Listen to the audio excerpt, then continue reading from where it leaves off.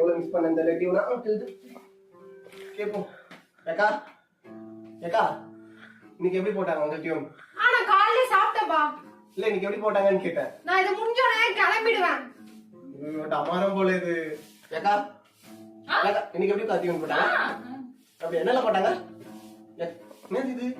Headset. என்ன இங்க ஒரு டியூன் ஓடுது? அக்கா தான் பாட்டுல முழுங்கி கேட்டுட்டு இருக்காங்க. ஏக்கா ஏக்கா முடிஞ்சாப்பா. நீயும் கேக்கலையா? அப்ப தூங்கிட்டு தான் இருந்தியா? முடியலையா? ஐயோ பாவம், ஒரு டிசைன் டியூன் போட்டுட்டு இருக்காரு. ஒருத்தர் உட்காந்து கேட்காம ஆளுக்கு ஒண்ணு பண்ணிட்டு இருக்கீங்க. ஆண்டவருடைய வார்த்தையை நம்ம சரியாய் புரிந்து கொள்ள வேண்டும் என்று சொல்லி ஆண்டவர் விரும்புகிறார். அப்பதானே நம்ம சரியாய் நடப்போம்ல. சங்கீதம் 58:5 பாம்பாட்டிகள் வினோதமா ஊதுறாங்களாம். ஆனா அவன் செத்தத்துக்கு செவி கொடாதபடி தங்கள் காதை அடைத்து கொள்ளுகிற செவிட்டு விரியனை போல என்று சொல்லி வாசிக்கிறோம். அப்படியானால் என்ன, செவிடு அல்ல, ஆனா அதை கேட்க மனசு இல்லை, எப்படி ஊதுனாலும் கேட்க மாட்டேன்னு